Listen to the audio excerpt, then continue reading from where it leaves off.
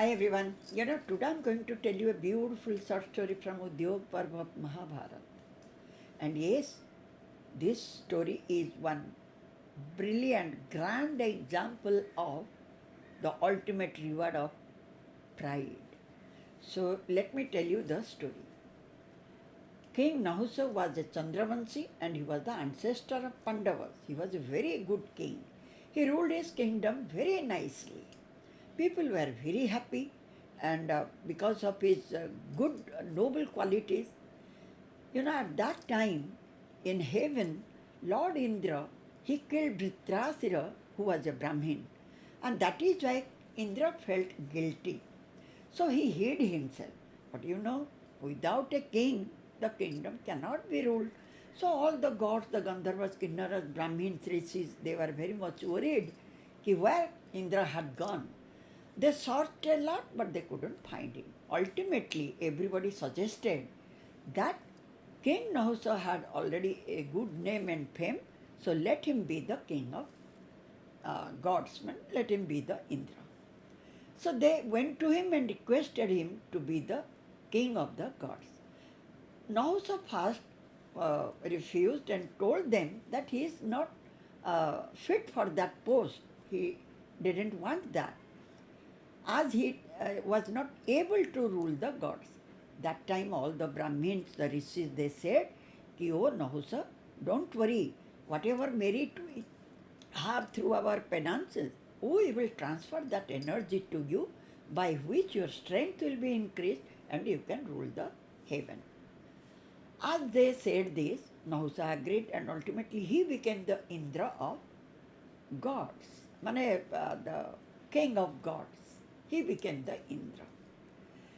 Now, in due course of time, first a few days he ruled very nicely, but as he enjoyed the luxury, as he got excess amount of wealth and luxury and pleasure, he lost his mind.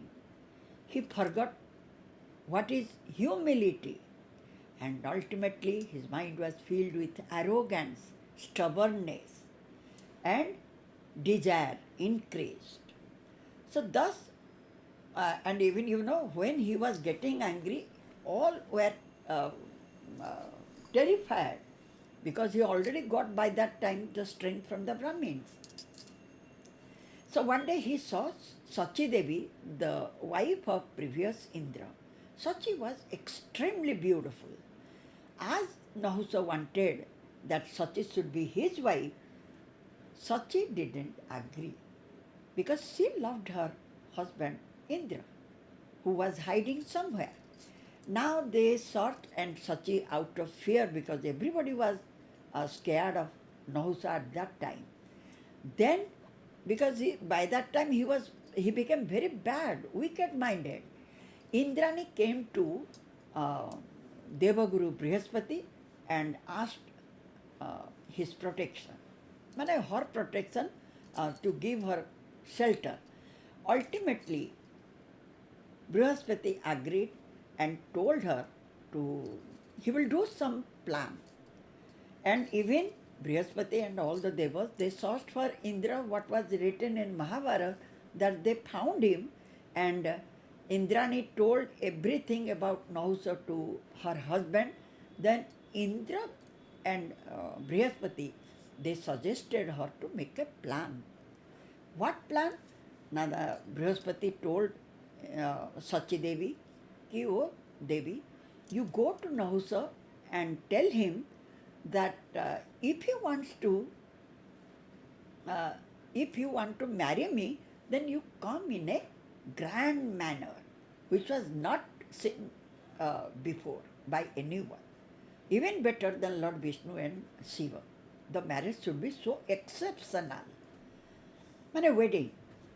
Then, as they said this, they also, Brihaspati also told her, "Ki look, you ask her, Nahusa, that your palinki will be carried by the revered Rishis, Sapta Rishis."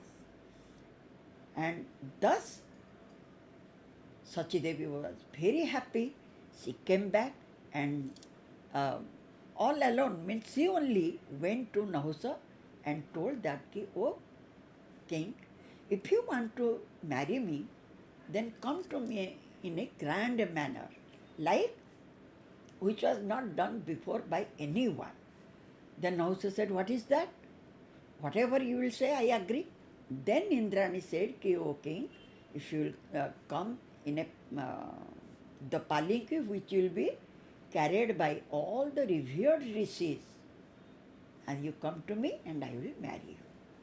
As she demanded this, Nahusha by that time already, he lost his sense. He was so, he wanted her so quickly that he agreed to her proposal, and then he asked all the revered rishis to carry the palanquin, where he would be there. The rishis, they are bound to listen to the king of the gods, so the palanquin was carried by the rishis only.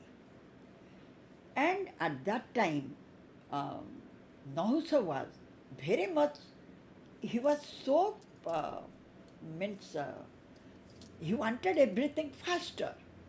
So what he did, he told all the rishis to move fast, and out of eagerness, or you may say out of pride, he just kicked Rishi Agastya and said, sarpa, sarpa. Means, sarpa is a Sanskrit word which means move and which means snake, serpent. As he touched the head of Agastya Rishi on his foot, Rishi Agastya immediately said, ki, O wicked-minded Nahusha, out of pride you lost your mind. You asked all the revered Saptarishis to carry your palanquin, and that too you dared to touch my head with your feet. Now, as whatever word you pronounce, just now you just fall headlong as a, you fall on the ground as a, becoming a sarpa, means snake. The moment the Rishi pronounced this curse, immediately King Nahusha fell on the ground and he became a python, he became a snake. And for thousands of years he remained on earth in that form only. That time, once again Rishi Agastya felt pity for him and told him that when the righteous king, any righteous person will come to you. Now I think he told him that King Yudhishthira, when will meet you, he only will help you to free you from your curse. So this is the thing, and that is why King Nahusha just trapped Bhimsen so that Yudhishthira would come, and that had happened. Yudhishthira came, and ultimately King Nahusha got his deliverance from his curse.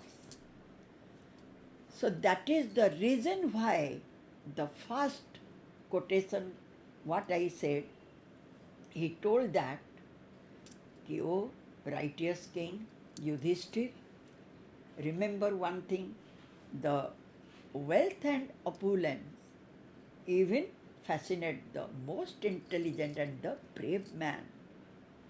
And even Tulsidas said in his Ramacharitamanasa, that there is not a single person in this earth who does not get intoxicated with having power and excess wealth. And by that only one will get the extreme reward like King Nahusha got, means a downfall. Anyways, thank you so much. Once again, I will meet you with some other story some other day. Thank you. But remember this story. This is one of the best stories in Mahabharata. Thank you.